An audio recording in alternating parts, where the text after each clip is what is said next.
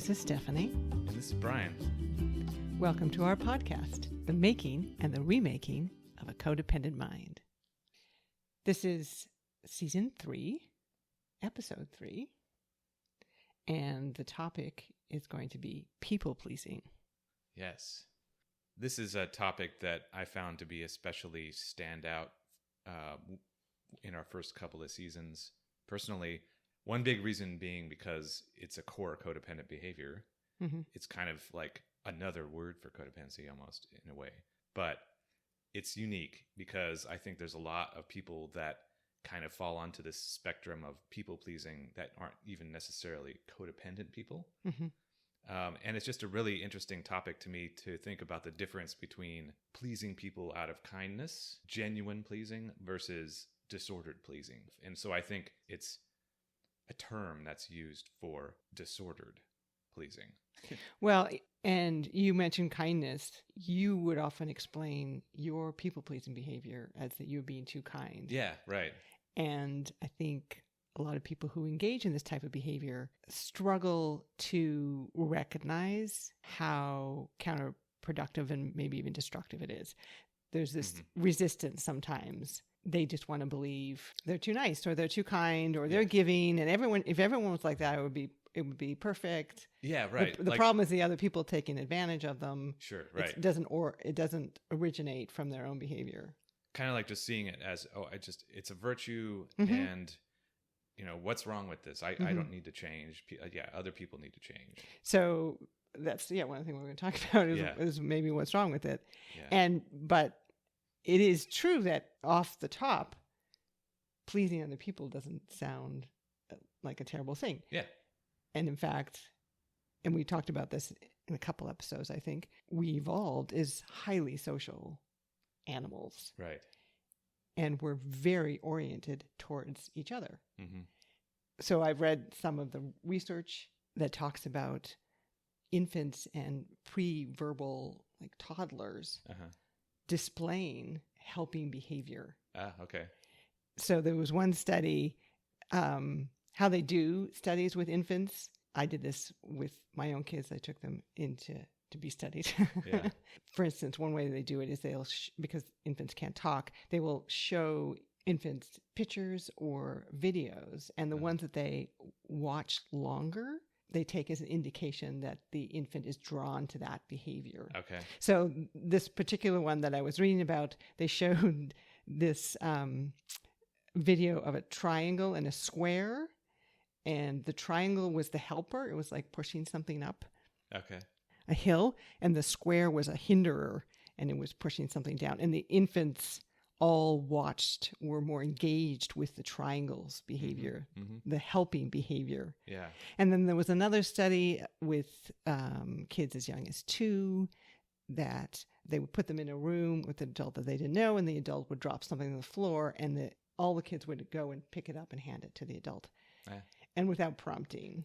So there's quite a bit of research around that seems to indicate that helping behavior, pleasing behavior is kind of baked in when we're born. Right. Like we come out ready to try and please and help the people around us. Yeah, I mean, it's something we've talked about before where it's just kind of, as a species, we're a cooperative species. We kind of need each other. We're not, there's only so much a single solitary person can do to survive. I mean, it's obviously you can, but ultimately we need to get along in some way.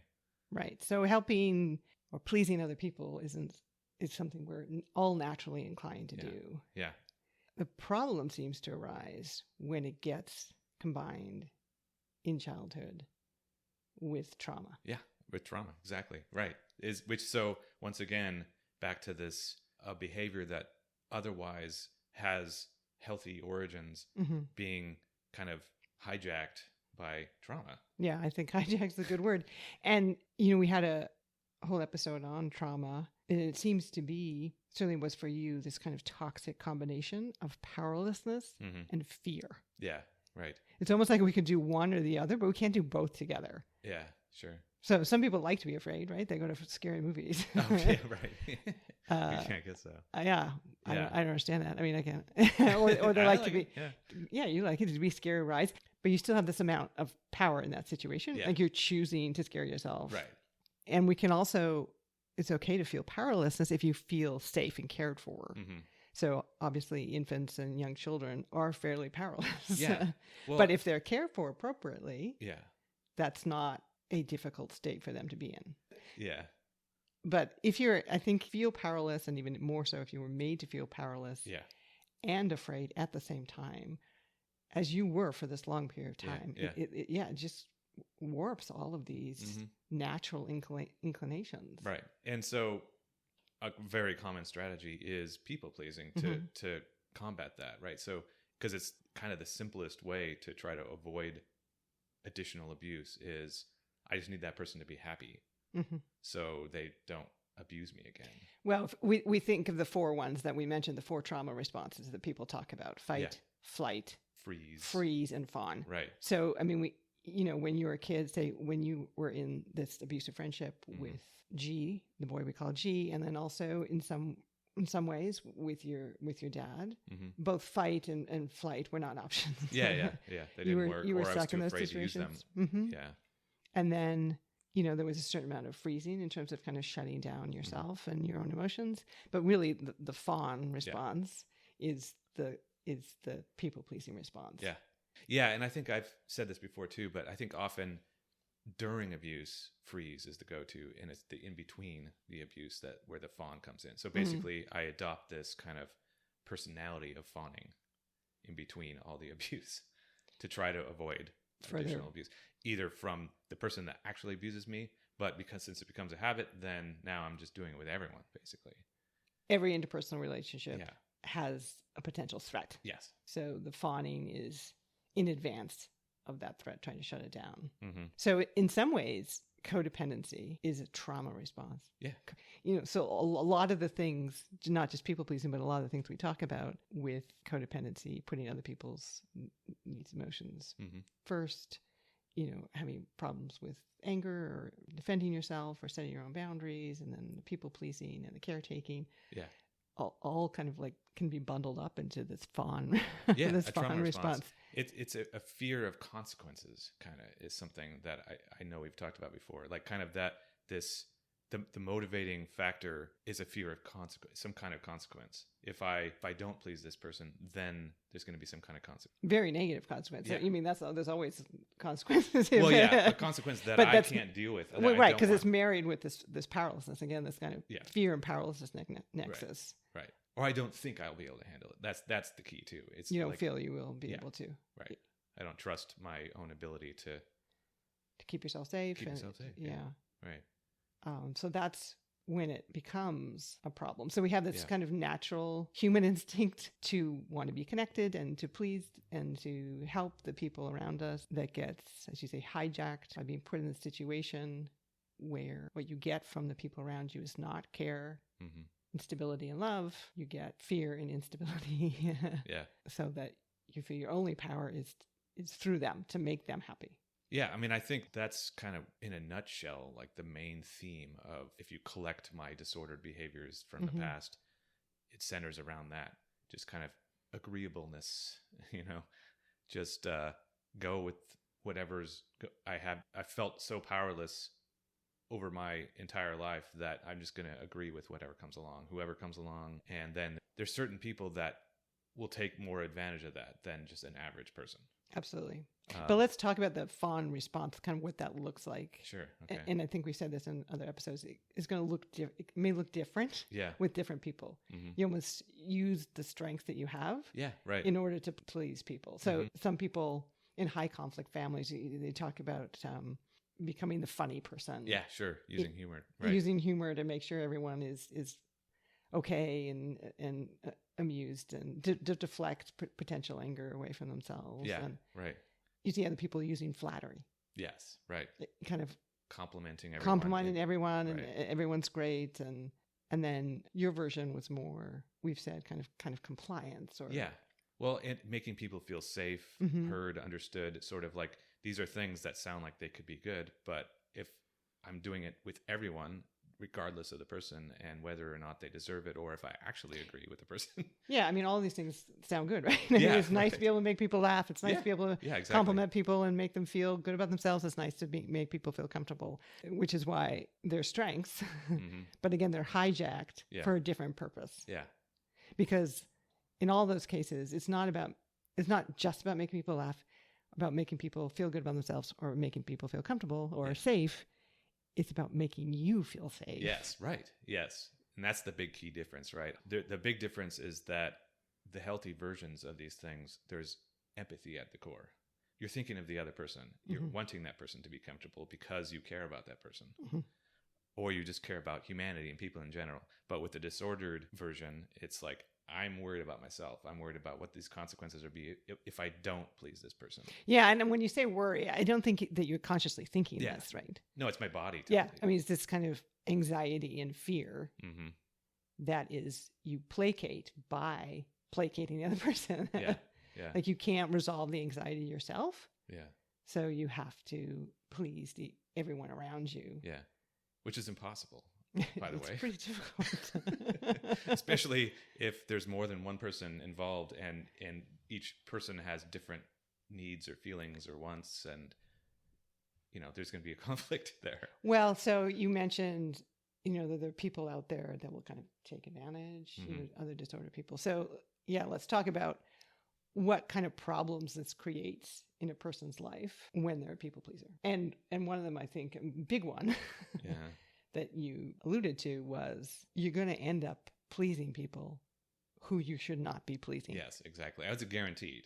Well, it's not guaranteed, I guess, but I think it's pretty guaranteed. It's pretty guaranteed. Because there's enough of them out there. Yes, there's enough other disordered people or narcissistic people or whatever it is. People who do not deserve to be pleased. Yes. They do not deserve your time. They do not deserve your attention. Right. They should not have access to you. They should not have access to other people in your life.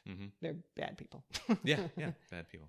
Yeah, so since if I have a blanket, I need to please everyone, then the thing I want to say here, though, is that, as you said, people use their strengths. So yes, I was a people pleaser in that, with kindness, making people comfortable. There's times where it was legit also. So it's not like, every time I pleased somebody, it had ill intent or it was codependent. But when it got activated by an abusive person, that's where it gets disordered.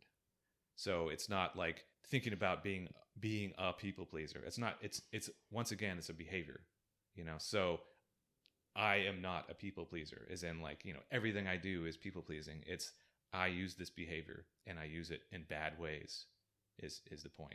Right. It becomes kind of pathological, like so many habits and behaviors. They can tip into, now you're doing it so much and inappropriately so that it has a negative results. And as you're saying, it's particularly activated by the very people who you shouldn't do it with. Right. Yep. So that you were in some ways bundled to be, and this happened to you, and I think it's happened to other people in my life who have codependent tendencies. They end up enabling really crappy people. Yeah. Enabling the crappy people to treat them badly, and then to also those crappy people treat other people badly as well. Yeah, you're supporting this person. You're supporting and validating and enabling a crappy person because the biggest motivation is that they not be displeased. Yep. Although it doesn't work great with healthy people as well. Like you said, you were saying that it's not that you only did it with abusive people. Abusive people, right? And so another problem. So, first problem we talked about, you're going to end up pleasing people who should not be pleased with you. Yep. Those type of people should be the opposite of pleased with you because you should put yourself in opposition to them.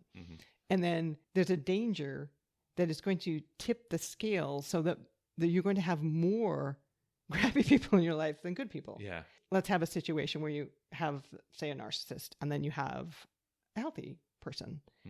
And they're in your same social circle and you're in a social situation, and then you see the narcissist is maybe getting annoyed or something, that they're not getting enough attention, and then you like lay it on flattery, like, oh my gosh, but you're so great, blah blah blah blah. And then the other healthy person who is maybe also more worthy of attention and flattery, and maybe you do that to them as well. It's like, you're great too, you're also great. But the healthy person's like, what the heck, this person over here is shitty. Yeah. Yeah. And you're telling them that they're great, and you're telling me that I'm great. So Yeah. what does that mean? It reminds me of a Seinfeld episode where this right. guy called everything breathtaking, but initially he called Elaine breathtaking. Right, and she was all flattered, right? Whoa. Like no one's ever called me that That's so before. great. Yeah. And then he looks at this ugly baby Yeah. and he goes, "Oh, that baby's breathtaking." Yeah, that's exactly right. So, I mean, you're going to, in some ways, kind of alienate the healthy people because they're not Yeah. looking for that. Right. You know, they don't need it. They don't need it. They don't Yeah. need constant like praise and attention. And Right. and so they're going to kind of be standoffish a little bit Yeah. because it's like, what's going on with this person? Mhm. That everything's breathtaking and Yeah. everyone's great, Yeah. including these people that I see are not breathtaking and not great. Yeah. So you're going to... It's dishonest, really. it's- You know, ultimately, and it's a block to intimacy. Right. So then there's that third problem. Yeah. So even if it's not this kind of comparison where you end up with more narcissists than healthy people in your life just because you in some ways cultivate that Yeah. unintentionally, And but they may have that's the trouble result. landing other people Right. because of who they are, but then they find this great person that's going to support everything they do. Wow. All right. But then also, even if there are no narcissists in the picture, if there's no Yeah. crappy people, if you're just trying to people please healthy people, Yeah. they don't want that. Right. Yeah. They don't need it. I don't need you to be constantly making me feel comfortable and, Yeah. safe. Trying to regulate your emotions, trying to I don't- control you. I don't almost. need you to be constantly flattering. You know, I Yeah. feel comfortable with myself Mhm. enough. Yeah. It's not that I don't like the occasional compliment, but Right. when it tips over and starts to feel excessive Yeah. or unwarranted, then it becomes, as you say, this block to intimacy. Because Yeah. I'm like, you don't know me. Like, if you think that I need to be complimented constantly, or you think that I need Sure. to be that you always need to agree with me. Yeah, that's the other thing. Right. I mean, that was kind of more your jam, right? Yeah. You're not a big complimenter. You're the Yeah. agreeableness. Agreeableness. Yep. Yeah. Yeah. So If you're you like, think- oh, do you really agree? Like, Yeah. like, So it's just- one, I don't know what you actually think. Yeah. Yeah. Because it just and then two, you are treating me like someone who needs to always be agreed with. Yeah. And I'm not someone who needs to be agreed with. In fact, Right. I like It's insulting. it's insulting, right? Because and it feels like you don't know me Uh-huh. because I'm a person who actually I like to have disagreements. Yeah. Right. It's engaging. Hmm. You know, not every conversation has to be perfectly comfortable, and we're always in agreement. Right. Yeah. So it makes it very difficult to know you Yeah. because I don't know if you're actually saying what you think or Mhm. you're coming from a place of anxiety and Yeah. Right. trying to match me. We talked about matching another one. Yeah. And then makes me feel that you don't know me. So, and Mhm. you know, so the base of intimacy being Hmm. feeling known by each other. Yeah. So people pleasing interrupts that. Yeah. Because Exactly. you're not trying to actually get to know the person. You just want them to be pleased. Yeah, right. You just want to soothe your own anxiety. Yeah. You are not allowing them to really know you. Yeah, but that's a great point because, you know, sometimes I took it too far and go, oh, it's only activated by abusive people or something. But really it's activated by just habit, first and foremost. Mhm. Like that's the way I taught myself to deal with people in general. And so I'm just going to use this. Sometimes it gets activated to a more extreme.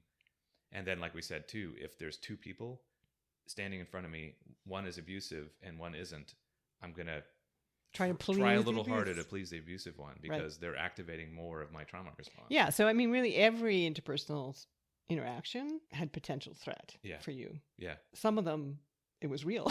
Yeah. Someone was real. Yeah, exactly. Right.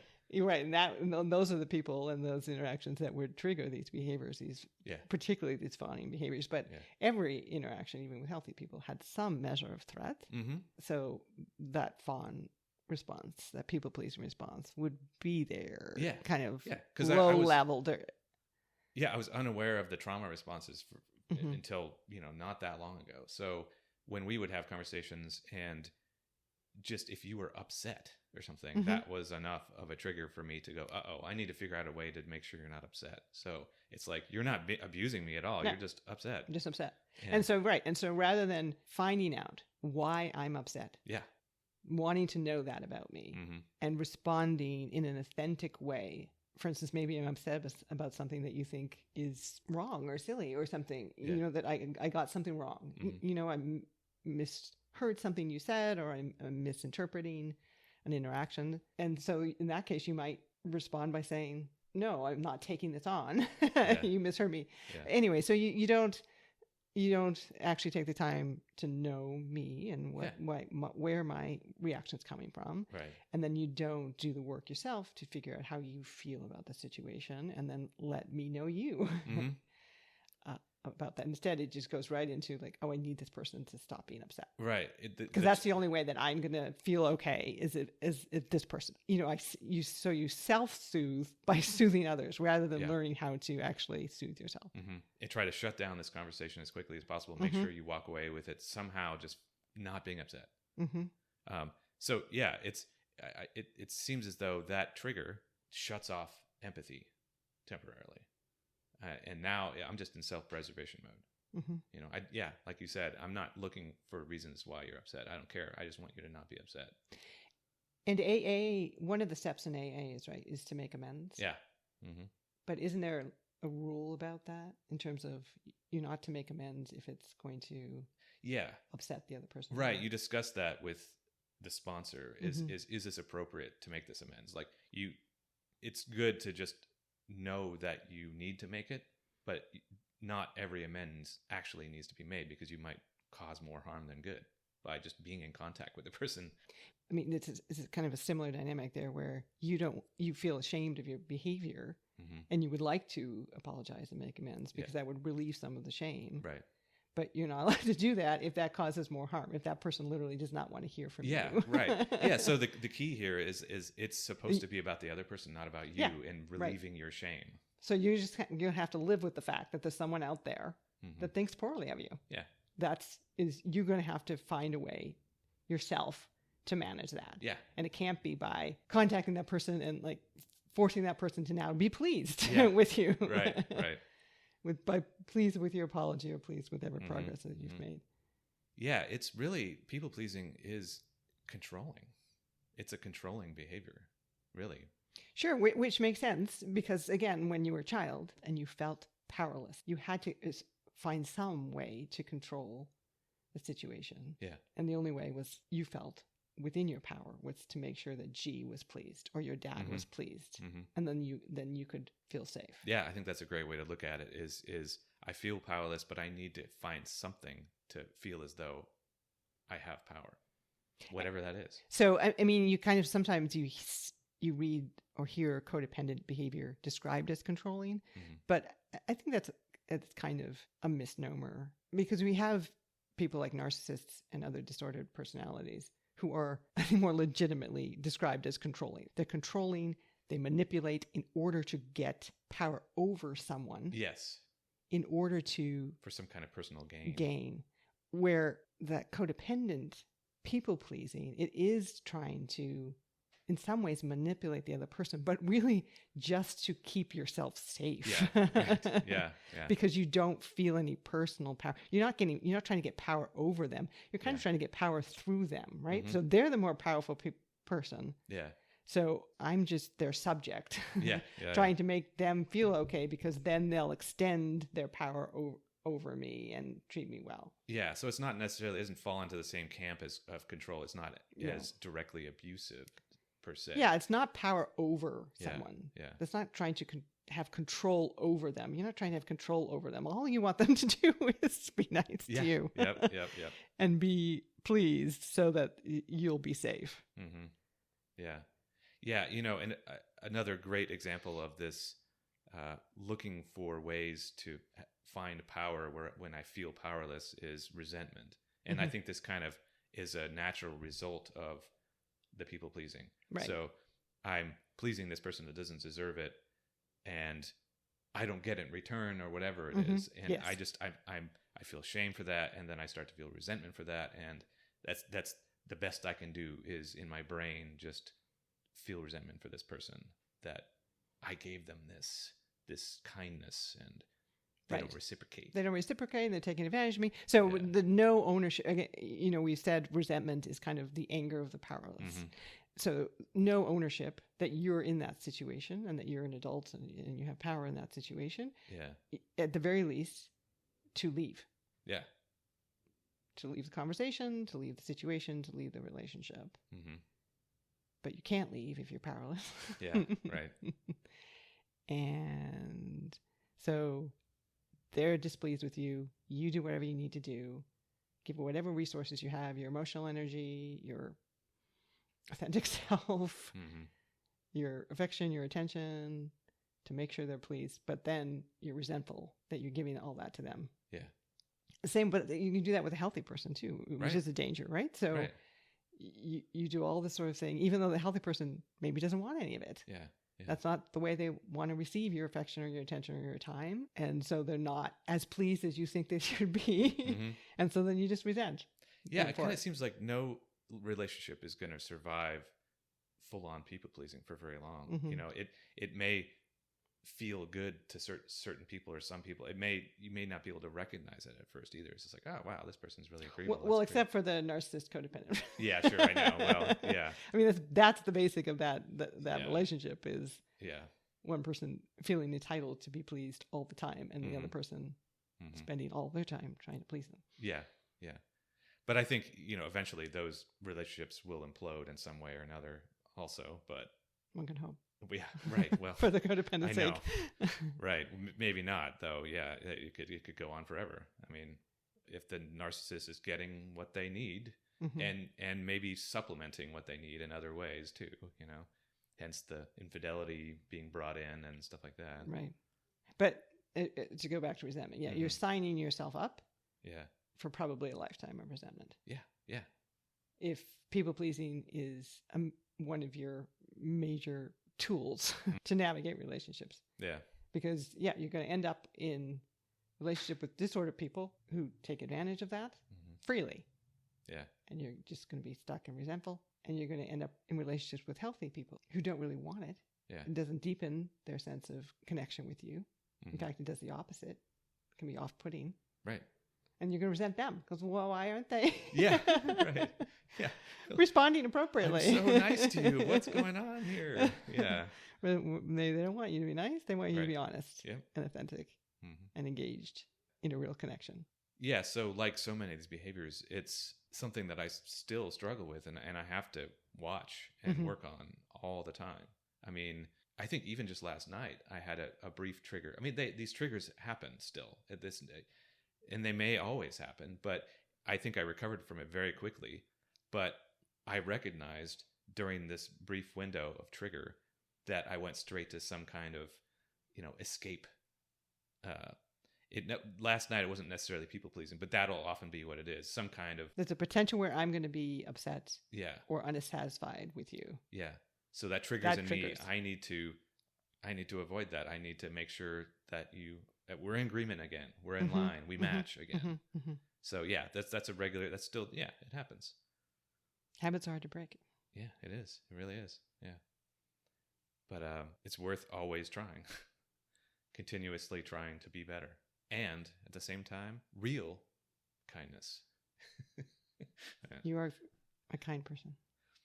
Yeah, it's nice to be able to lean into real kindness, though, and recognize when I'm actually motivated by empathy versus something else. You can feel the difference. Yeah, could definitely feel the difference. So that's our thoughts on the subject of people pleasing.